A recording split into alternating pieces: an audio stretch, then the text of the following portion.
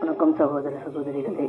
ஒரு முஸ்லிம் பக்தர் பெருமாளை முழுசாக நம்பி தாம் வைத்த முழு நம்பிக்கைக்கு அடையாளமாக சுவாமி அவருக்கு கொடுத்த நிம்மதியான வாழ்க்கைக்கு முழுமையான சாட்சியாக அவர் சுவாமிக்காக 108 தங்க தாமரை புஷ்பங்களை சுவாமிக்காக காணிக்கை கொடுத்துருக்கிறாரு.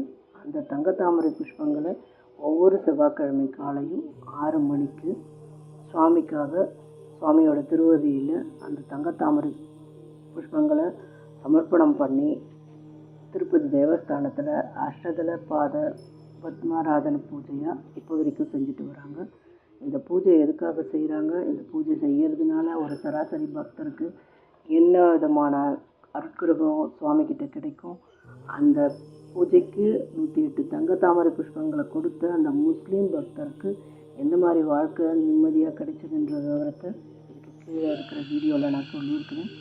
நீங்கள் அந்த முழு வீடியோவை கேளுங்க. இந்த வீடியோவை நீங்கள் முழுசாக நம்பி நீங்கள் உங்களோட ஆதரவை கொடுத்து சப்ஸ்கிரைப் பண்ணுங்கள், லைக் பண்ணுங்கள், ஷேர் பண்ணுங்கள். நன்றி, வணக்கம்.